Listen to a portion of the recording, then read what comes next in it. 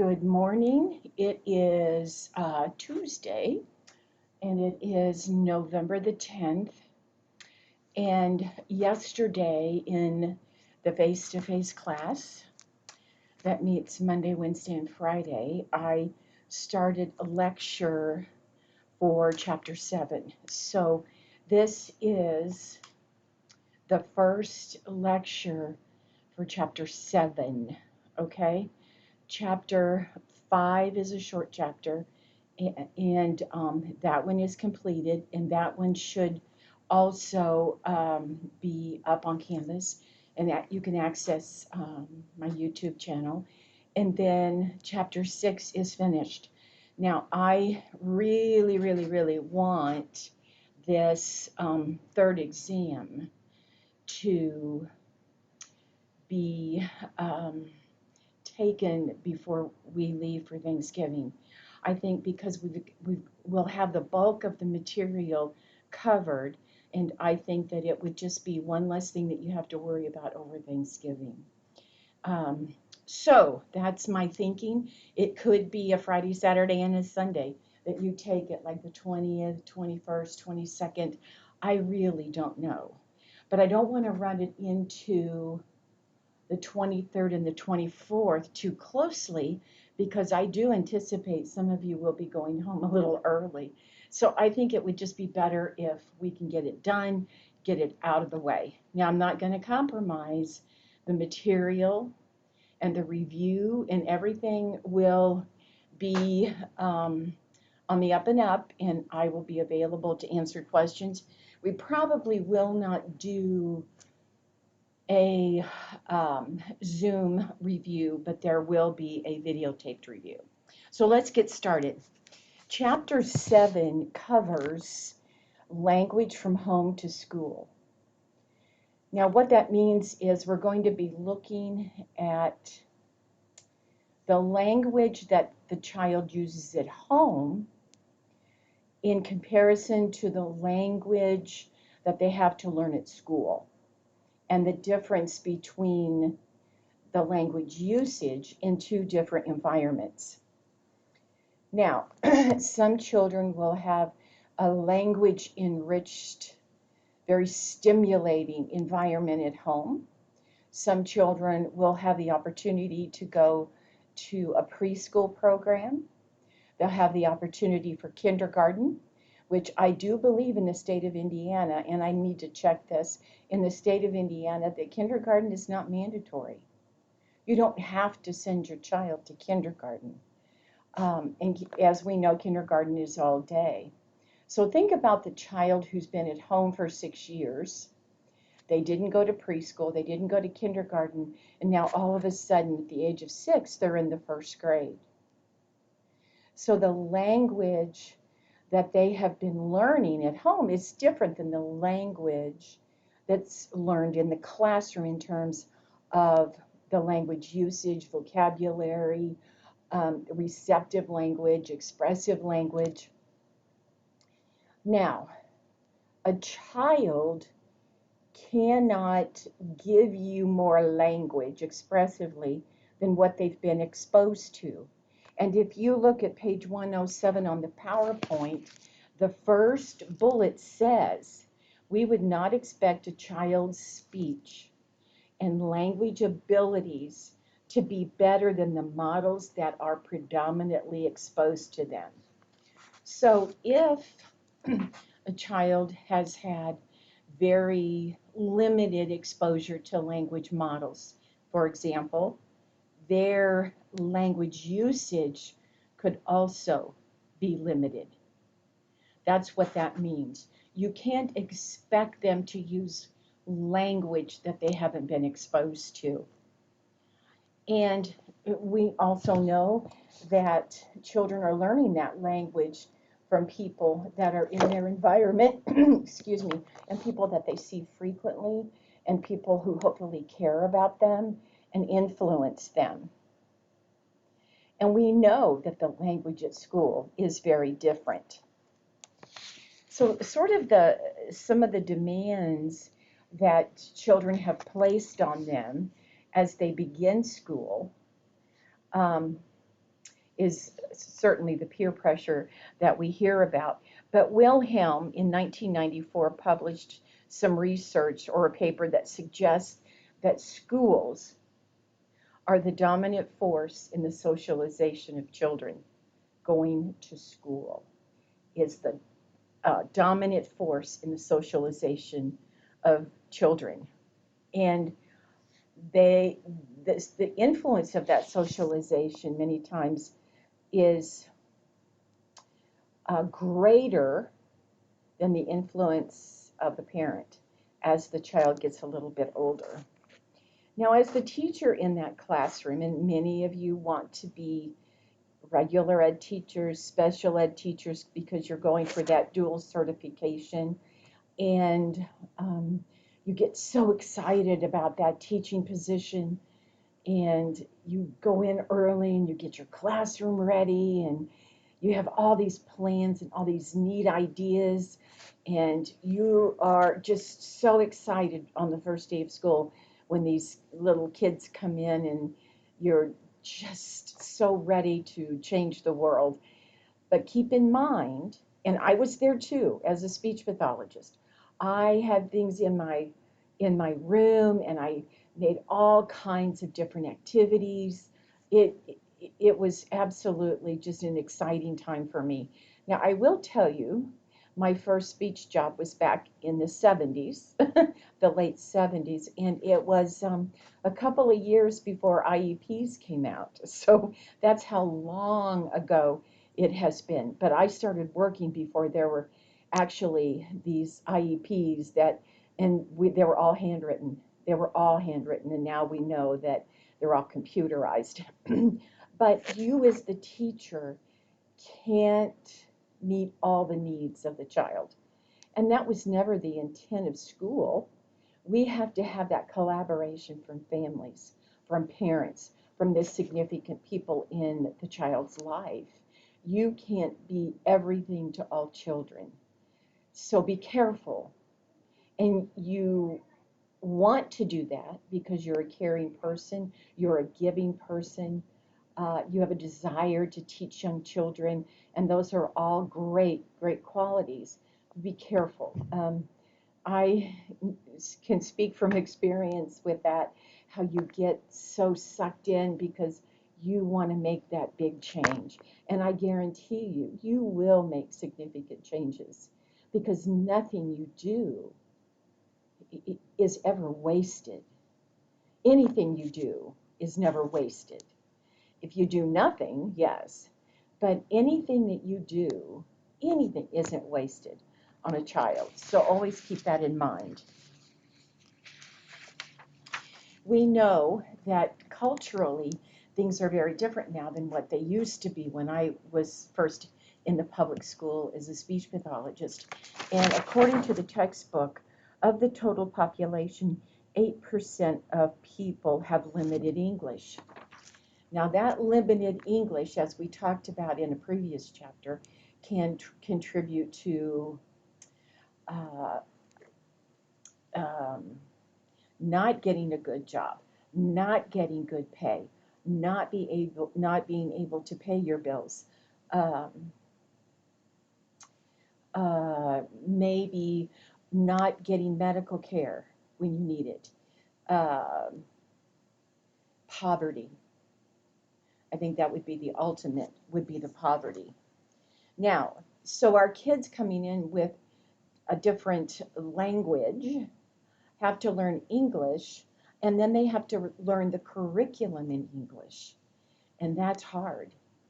That is sometimes very frustrating for the kids, can be overwhelming. And they have parents at home who also don't speak the language well. But students who reported not speaking English had an 80% greater likelihood of dropping out of high school. So I think that what this means is our teachers today have to be better prepared to work with culturally diverse populations. You have to have the tools, the textbooks, the material. If you have one Hispanic child in your classroom, you need materials that are written, presented, read in Spanish. You can't you can't teach material that they don't understand because they're not going to get it. And therefore, we get that dropout rate that leads to lots of negative life experiences, which we do not want. So, the literacy development for students learning English as a second language is essential for academic success. Let me read that again. It's on page 108 in PowerPoint, the top slide. Literacy development for students learning English as a second language is essential for academic success. Speaking English is essential for social and vocational opportunities.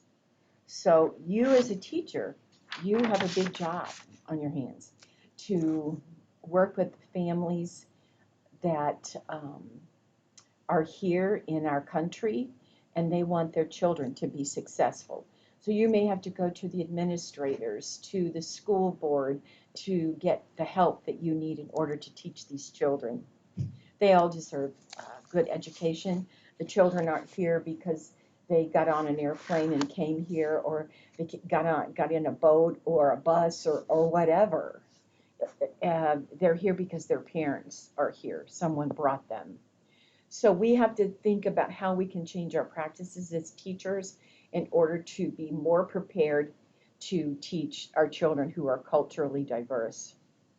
It can't just be one textbook fits everybody.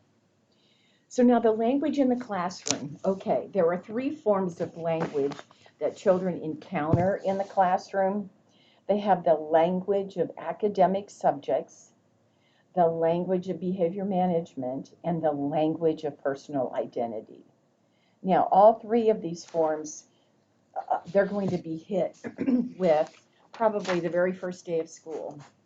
Now, as we think about teaching styles and what works, what doesn't work, one of the models that is listed in the textbook, which is a pretty traditional teaching style, which is what I'm doing right now, is the IRE model: initiate, respond, and evaluate. Initiate I, respond R, evaluate E. And that's where the teacher is leading the conversation. The teacher is in charge. The teacher is controlling what happens in the classroom. So the teacher presents information, maybe asks a few questions, maybe you have a lengthy discussion about one of those topics, and then you have an exam and you regurgitate it. And that's a pretty traditional approach. But the teacher just serves as some sort of a monitor. She keeps the conversation going. The teacher evaluates the response, asks another question. That's their traditional model for teaching. The next one is called revoicing. And this is where the teacher is posing a question. You have a group. The students are in a group. Now, there could be several groups or one large group. It makes no difference. But the teacher throws out a question, and the students facilitate the discussion. The students ask each other questions. The teacher may have a list of questions that she would like for them to discuss to help get them started, and hopefully can keep the conversation going. But if things begin to wane a little bit, the teacher may throw out another question. So the teacher is monitoring the activity, the discussion, what's being said. So it's more of classroom driven, student driven, whereas the IRE model is more teacher driven. Then we have the language of behavior management.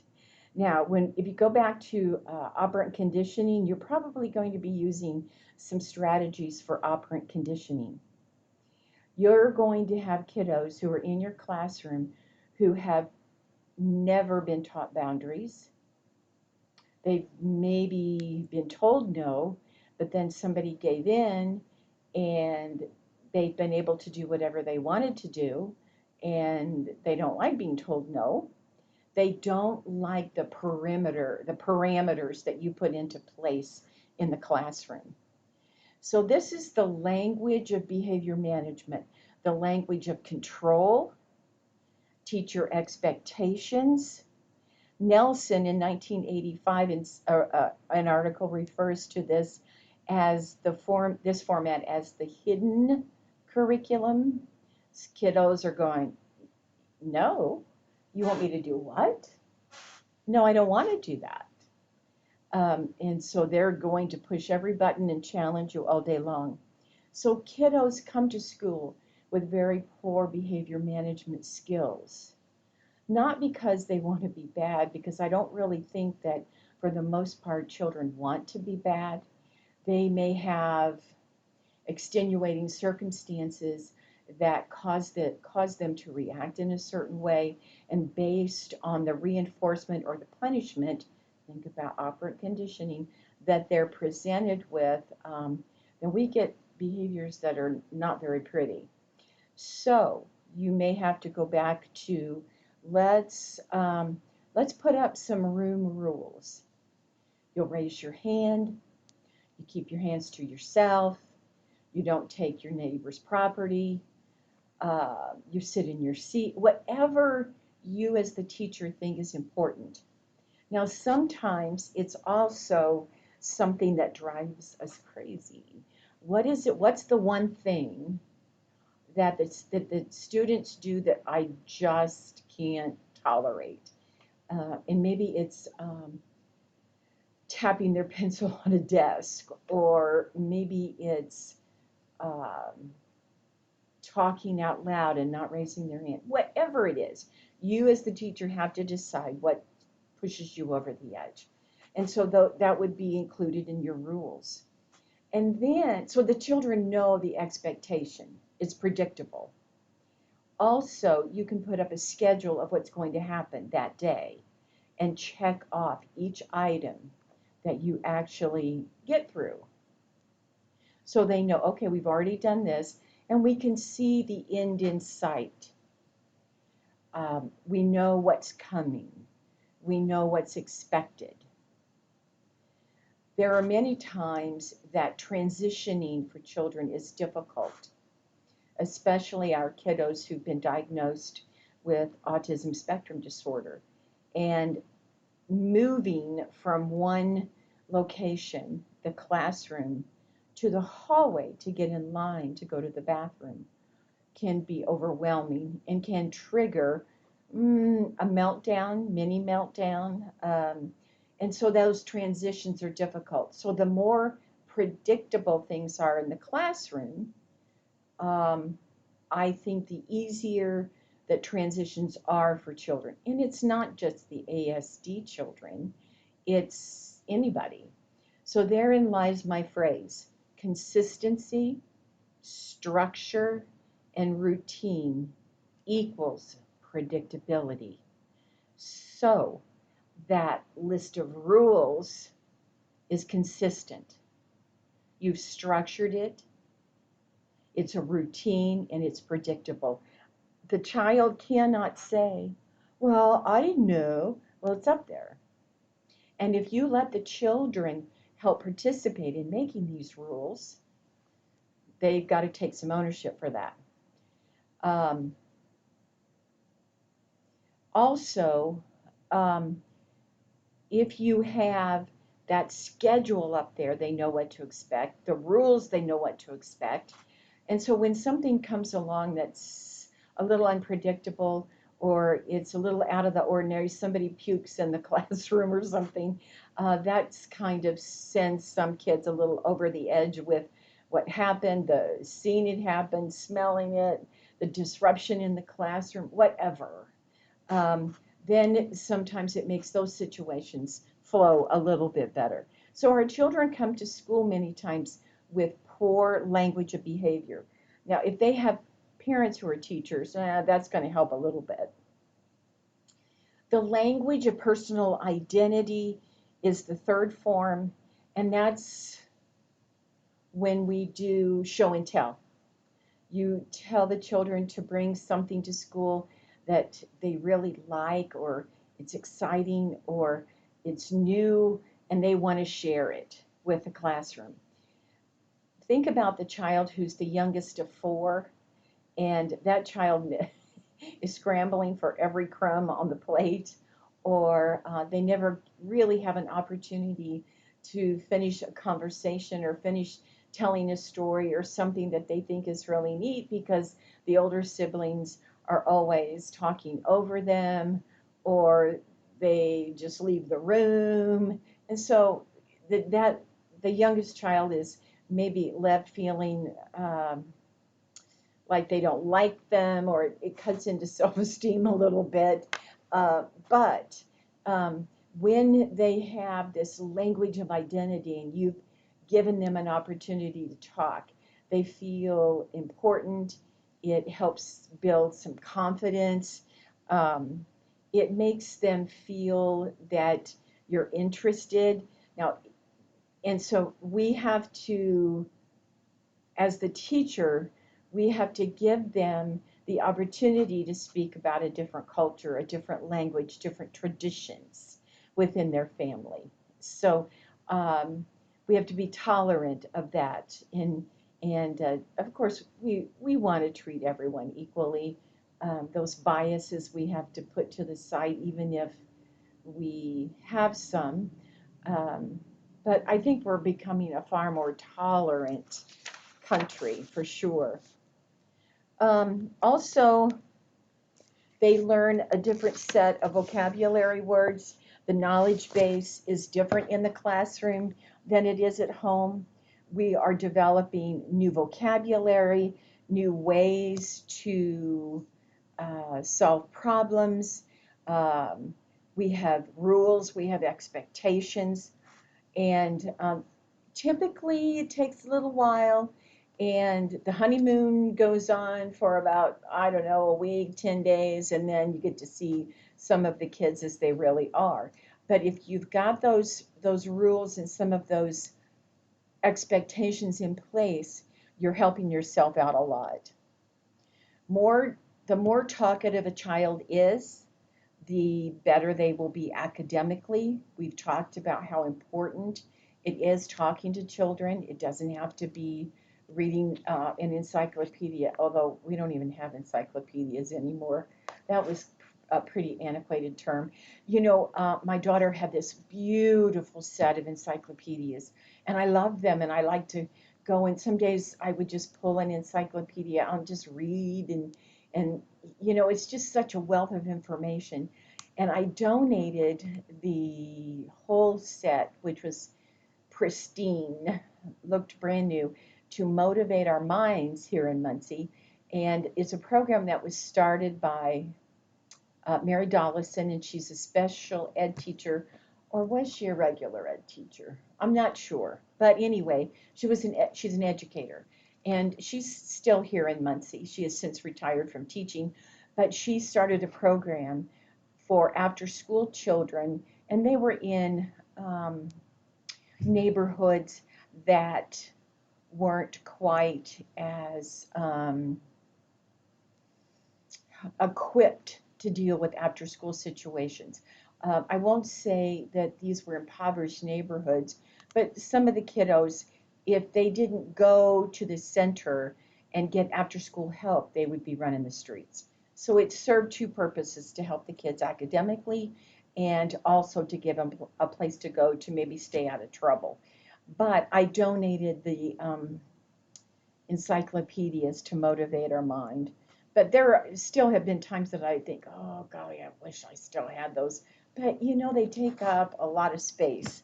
So um, we are learning about many different things in the classroom, and we know that the words that we learn in the classroom we're going to take home. And the kids might even say, well, that's not how Mrs. Smith does it. And so hopefully parents are interested enough to speak to the teacher. I don't know if they still have teacher night, meet the teacher, whatever they call it, but learning the language of the classroom and increasing that vocabulary.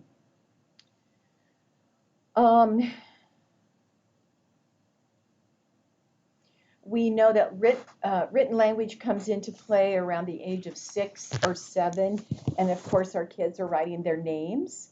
Put your name at the top of the paper. Many times they're learning to write the date. They may number from 1 to 10, starting at the top, going to the bottom. So we're teaching printing, we're teaching some punctuation, we're teaching uppercase, lowercase. Hopefully the ABCs are pretty solidly in place, but written language comes into play at the age of 6 or 7.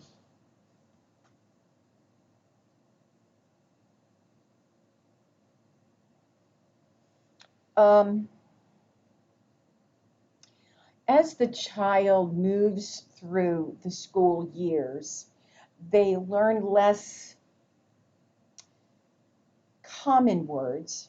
They have those common words that they use when they're speaking to their friends in casual conversations, but they're using words that are a little more abstract. They're learning the difference between casual conversation and print, especially if they're expected to write a narrative. What did you do over your summer vacation kind of thing. So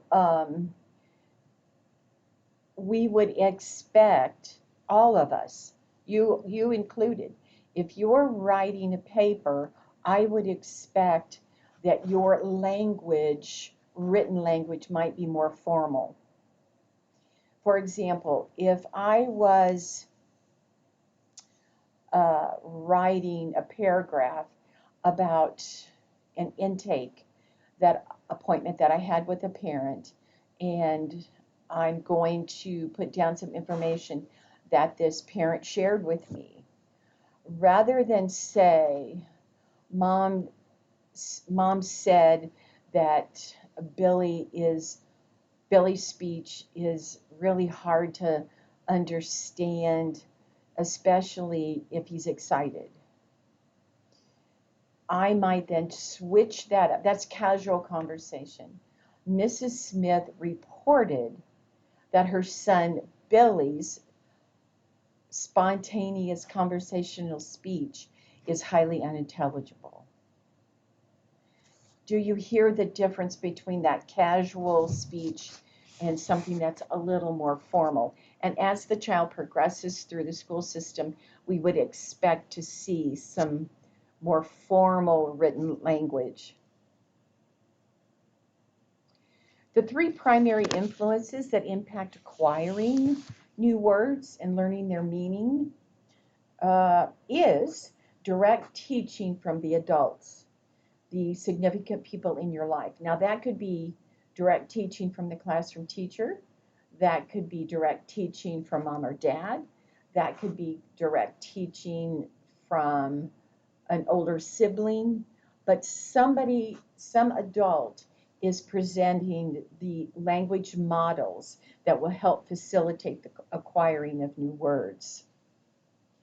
Also, and we've talked about this when we talked about figurative language and idioms, and also when we were talking about strategies and ways that we might figure out what an unfamiliar word means if it's put into context in a sentence. So if you present a sentence to a child, oh, I should have written one down and had one prepared for you. Let me think here. I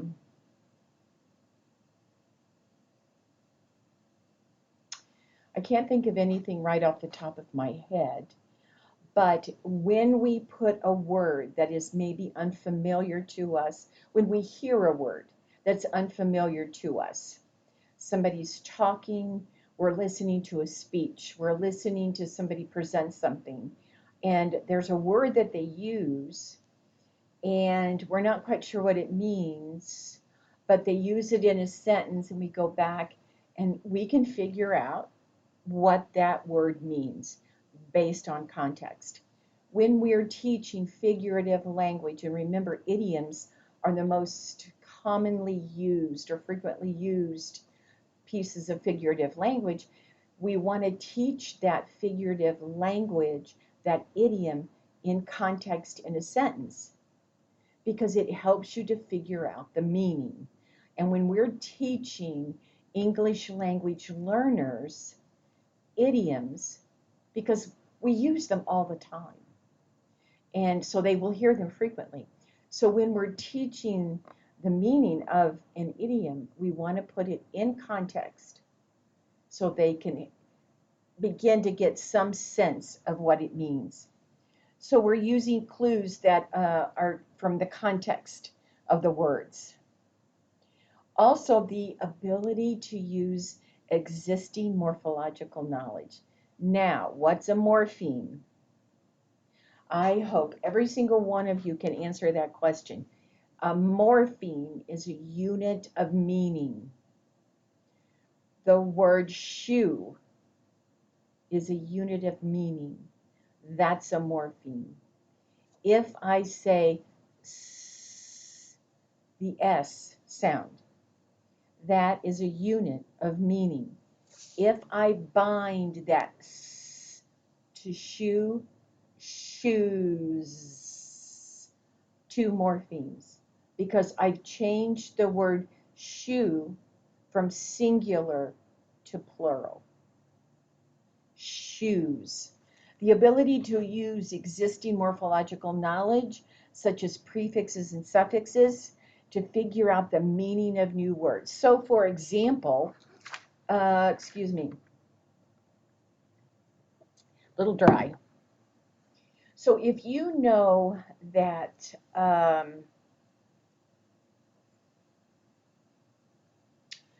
okay, um, okay, aqua, that has to do, it's not really a prefix, but it has to do with water. If you know what a portion of a word means, Aquaman. Well, did you see the movie? Who's the guy that started it? I don't know.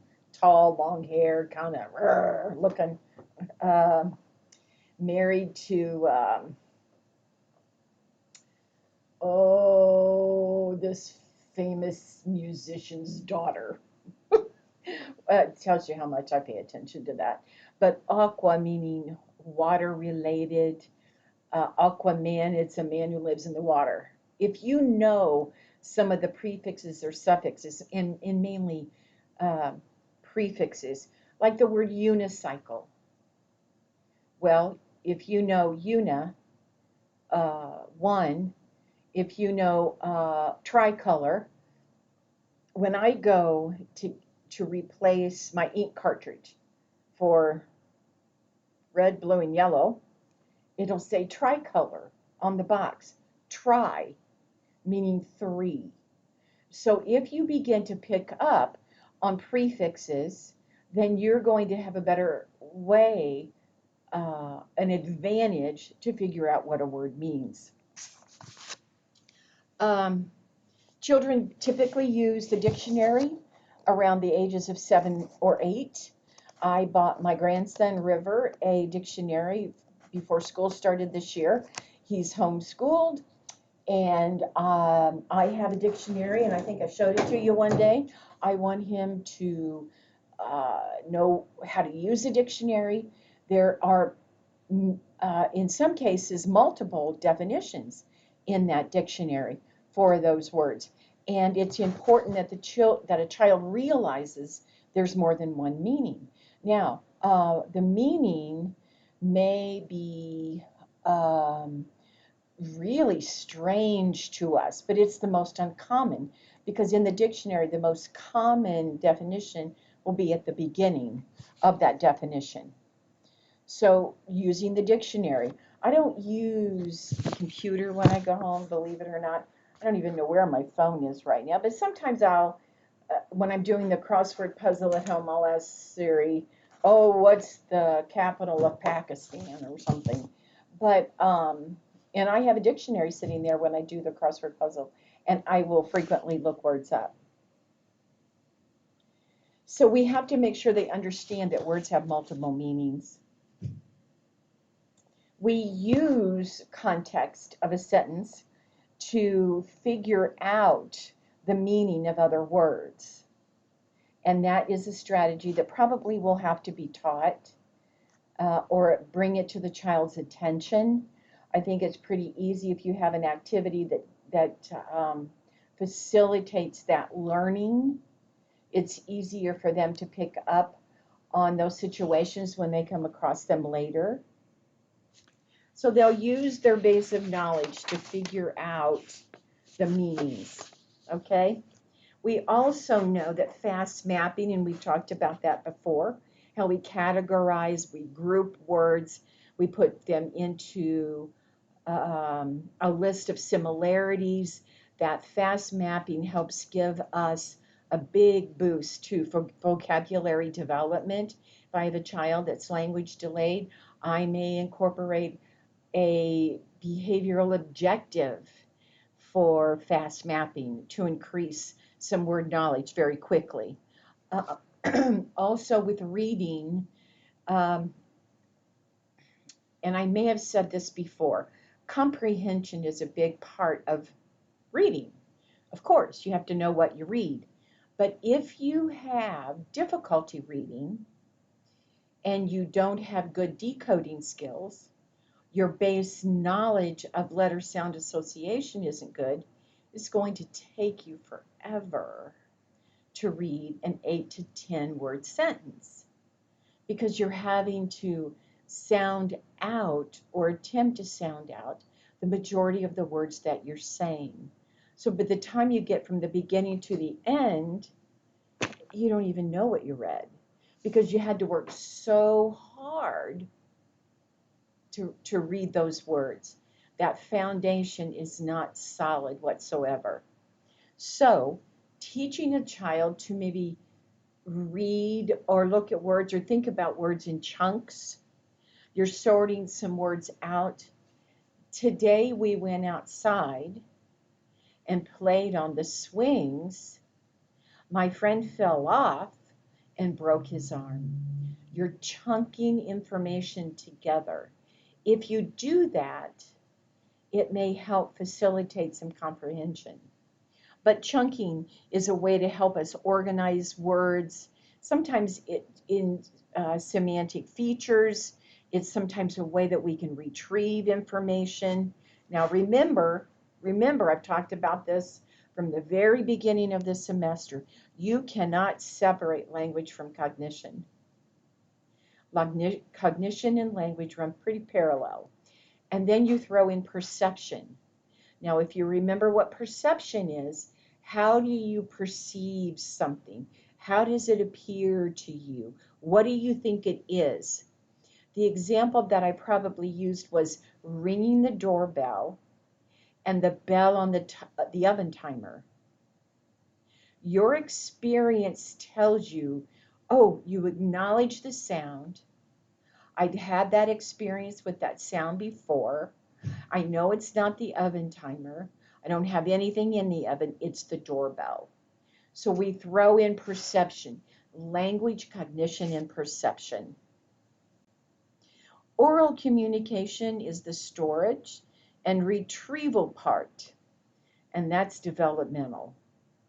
Have to have that good brain, have to have that cognition, and the developmental part is the storage and retrieval. Successful word finding depends on successful word storage. Where are you going to put it? What file are you going to put it in? In that schemata, that scheme of assimilation, where you put accommodation, equilibrium, where you're putting those words that have similar features, where you put information that is similar, or you store it in a place that there's nothing like it, or you use a combination of the two, assimilation, accommodation, and equilibrium. And we have to be efficient with where we put our information so that we can retrieve it. And that information that we can retrieve the easiest is information that we use often. It makes sense. It makes sense. Okay, if you like to cook and you have a favorite recipe and you cook it often, you don't even need to look at the recipe because you use it often. If you use a word often, I learned about a new cheese. It was called Chihuahua queso. Well, why do you call a cheese Chihuahua and queso? Okay. And it had this big long title. Well, it was a manufacturer's name with the cheese thrown in and something else and something else. Well, now I know exactly what I'm looking for because I have experience with it. It's the same for you. You don't have to use a recipe because you're familiar with it. You can easily retrieve that word because you're familiar with it. Okay.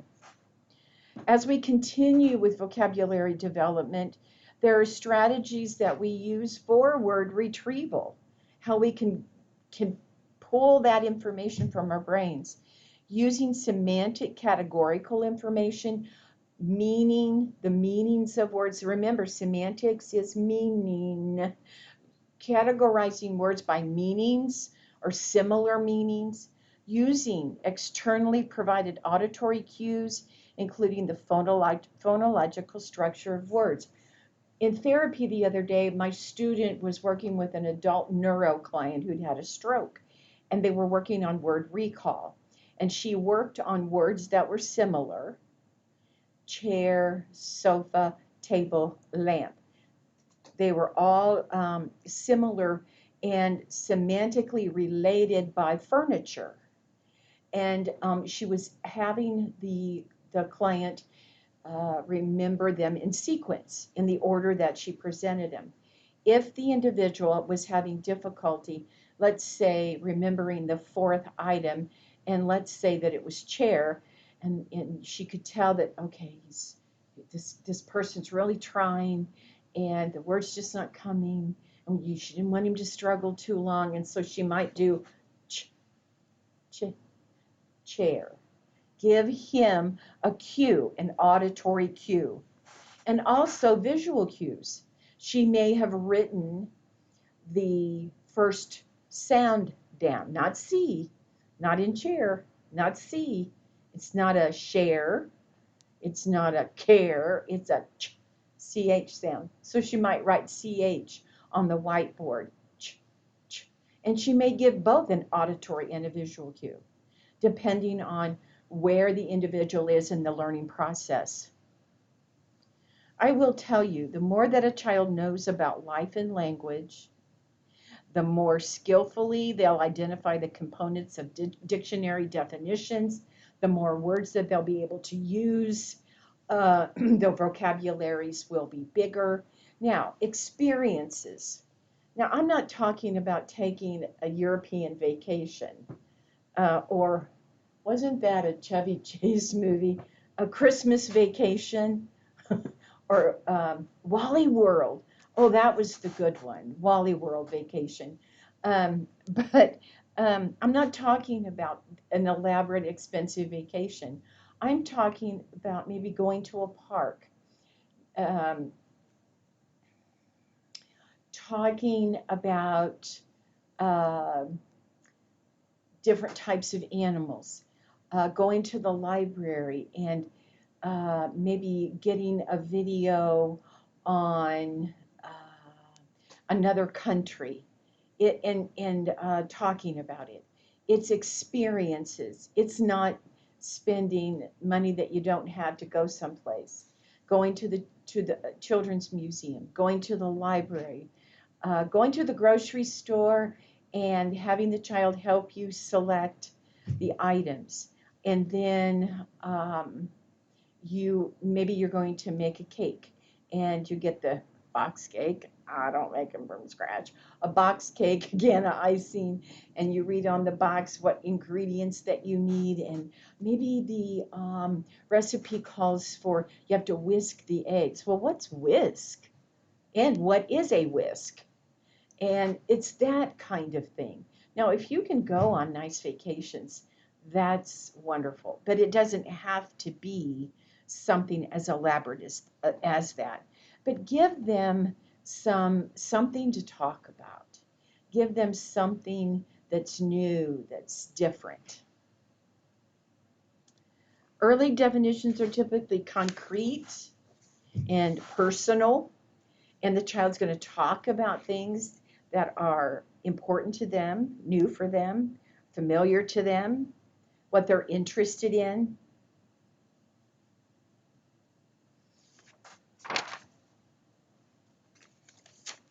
There is on page 116, here at the top,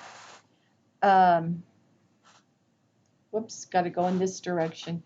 It talks about figurative language, but I've already covered figurative language, so I'm not going to use this slide.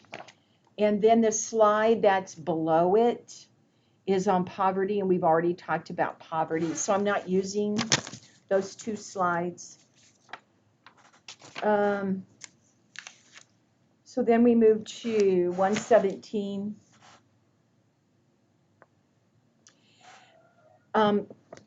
Conversations and narratives is what the slide is titled on page 117 in the PowerPoint. But what I want to point out to you is the most dramatic changes, it's highlighted and circled, in language development during the school years are in how the student uses language to relate to others. Now, I'm going to read that again, but which one of those 5 language areas does that fall into? Semantics, syntax, phonology, pragmatics, or morphology? Okay? Most dramatic changes in language development during the school years are in how the students use language to relate to others. The child's learning to manipulate people, they're learning how to get what they want. Which one of those 5 areas is that? Well, hopefully pragmatics came to your mind, because that definitely is pragmatics.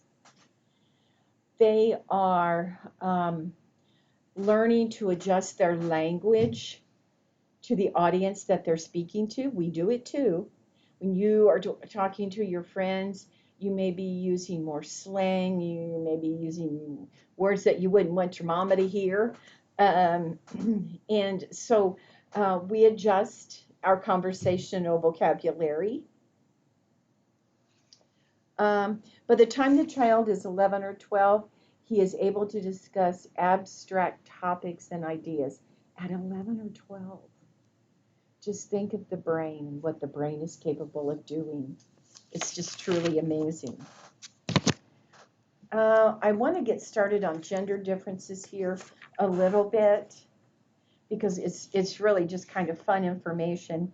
And if you want, if you were to look at the PowerPoint on page 117, and it says, if I can read it underneath it, gender differences in conversations in 117, and that's what I'm going to start with for the second lecture of chapter 7.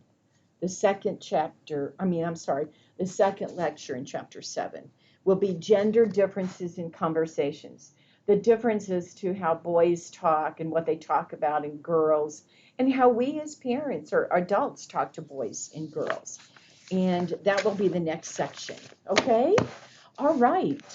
I hope you're doing well. I hope that everybody is healthy and not so worried about COVID. And I do get information about those of you who have to isolate or quarantine. And golly, guys, hopefully it's going to get better. I never, ever anticipated seeing something like this in my lifetime. But I do hope you're healthy and happy, and looking forward to Thanksgiving. Of course, after Thanksgiving, we will continue with the lectures, and then all you'll have left would be the final. And hopefully we'll have time that I can give you some additional information that's not in the PowerPoint or the text. I like to supplement, and hopefully I'll be able to do that. Okay, have a good day, and I will see you soon.